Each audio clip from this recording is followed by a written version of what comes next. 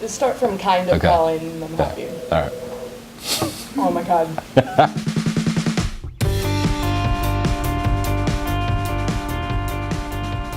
Now, the first thing you need to know about hops is they're going to be in every beer. It's a required ingredient. In order to call it beer, you must use hops. However, it is not regulated what variety and what amount you are using. Next, you need to know that this one ingredient is doing 3 separate jobs during the brewing process.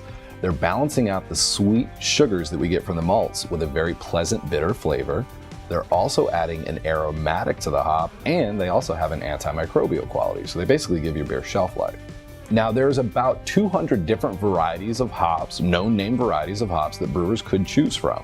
And they're all gonna have a little different characteristic that they're gonna bring to the party.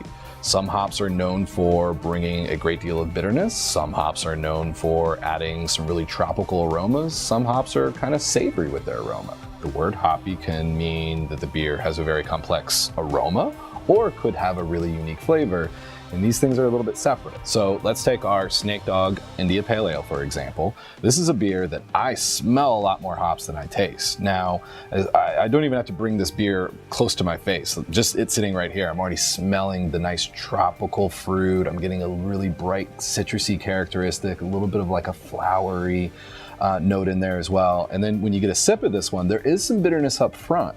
But right around the moment that you're setting the glass back down, bitterness starts to fade away, and I'm really just kind of left with the aromatics side of the hop. So this is a beer that I would actually say isn't hoppy bitter, it's more hoppy, or has a little bit more of a hop aroma to it. Now let's take the Truth Imperial IPA. Now, whenever you hear the word Imperial, you can pretty much expect a beer that's somewhere just past 8% in its ABV. Now, this one clocks in at 8.7%.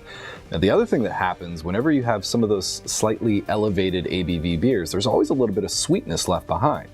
Now, we have strategically actually increased the bitterness ever so slightly on this beer compared to the Snake Dog, just because we know that there's going to be a little bit of extra sweetness on this one. So this does have more bitterness, but it's balanced in how bitter and sweet it is.